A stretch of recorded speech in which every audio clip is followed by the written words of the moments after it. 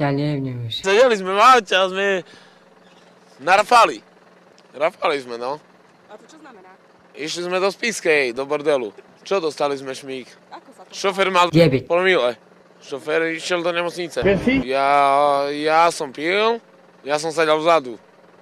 A vodič? A vodič bol za volantom, ne? Ale pil tiež za volantom? No nepil. Nepil? Ale už sadol do auta s 200. profilami. No, je dosť zikaný trošku. To je môj brat. Aha, a nebali ste sa, že on je opil? Nie. Ani ste mu nepovedali ničomu? Nie, celú cestu prešiel, do Pšinský kopec prejsť, to je ako frajerina.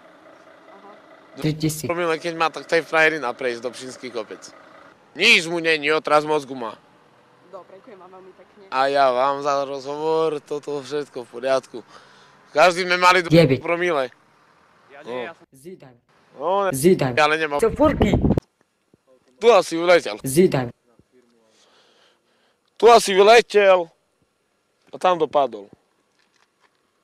Vidíte, kde je auto. A aký to bol? Dvakrát na strechu, my sme sedeli 10. v aute.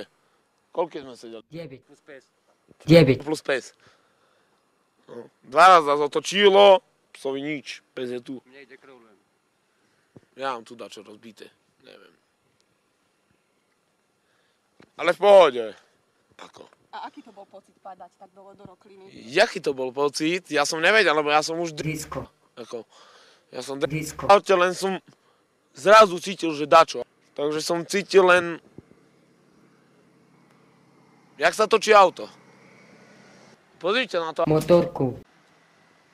Má vybité všetky šiby. Všetky okná má vybané. To nikto, to môže ísť na Zidane. blízko do takára. No a oni mu dali ze školy výpoveď.